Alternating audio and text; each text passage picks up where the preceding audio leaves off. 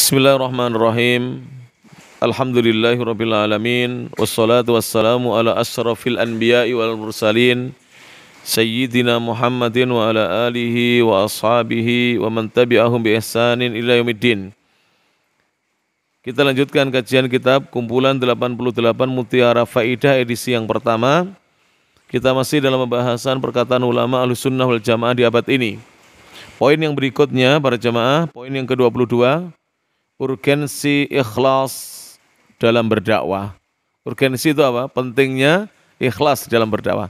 Bahkan lebih jauh lagi adalah pentingnya ikhlas di dalam beragama, di dalam mengamalkan Islam ini. Penting untuk kita ikhlas. Baik, sebelum saya baca kitabnya, terkadang ada jamaah kita itu hadir di pengajian. Kemudian ada sedikit perselisihan dengan sesama jamaah pengajian. Akhirnya yang berselisih itu salah satunya tidak hadir lagi. Ini menunjukkan dia tidak ikhlas ngajinya. Kalau seandainya dia ikhlas, dia tetap akan hadir di pengajian. Karena dia tidak mencari pujian manusia. Ini penting untuk dipahami.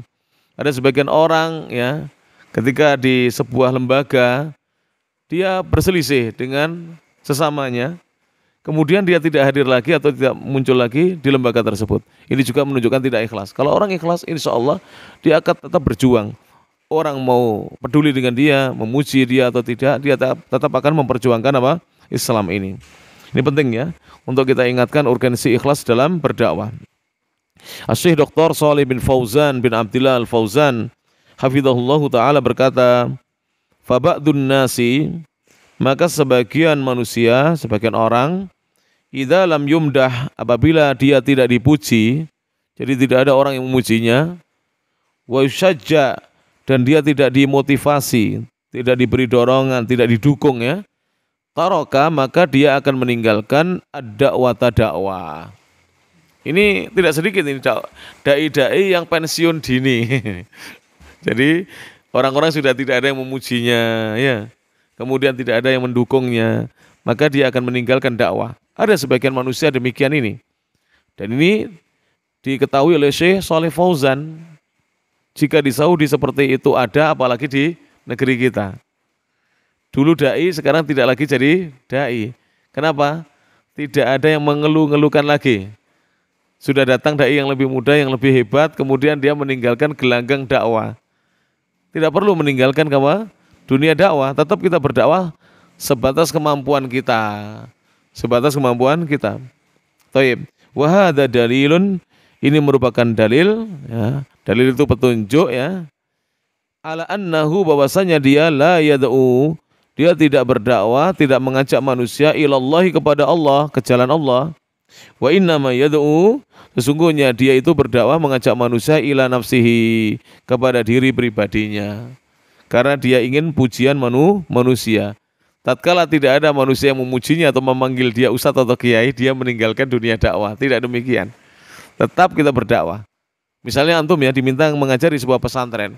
Antum tidak dipanggil ustadz atau kiai, dipanggil mas atau dipanggil apa, pak atau dipanggil namanya. Tetap mengajar kita. Kita di situ tidak mencari apa pujian. Nah, hanya saja saya sering sampaikan, sebagai murid kita harus menghormati guru kita. Tapi kita sebagai guru tidak mencari pujian. Begitu yang harus diterapkan dalam hidup kita.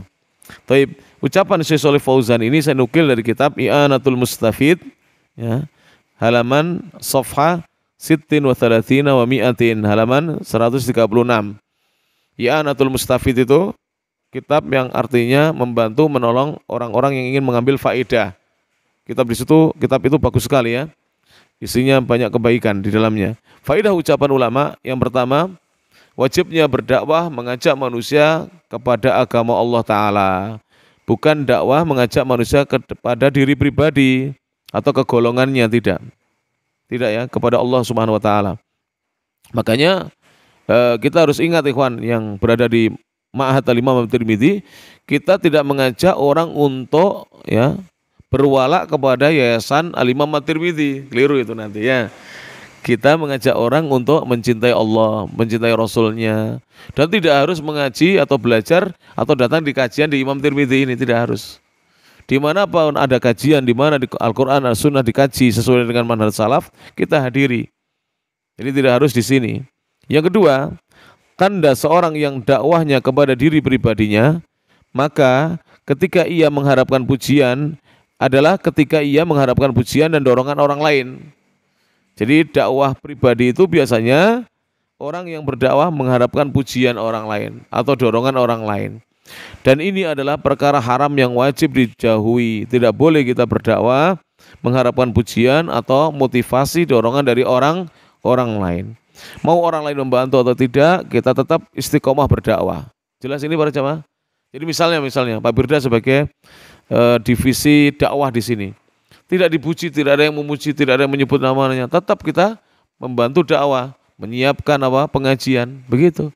Walaupun tidak ada orang yang memuji, tidak ada orang yang memberi sesuatu kepada kita, tetap kita berjuang untuk agama Allah Subhanahu wa taala. Mudah-mudahan apa yang disampaikan ini bermanfaat. Insya Allah akan kita lanjutkan dalam pertemuan-pertemuan yang akan datang.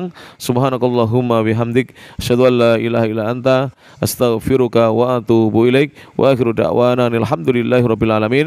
Assalamualaikum warahmatullahi wabarakatuh.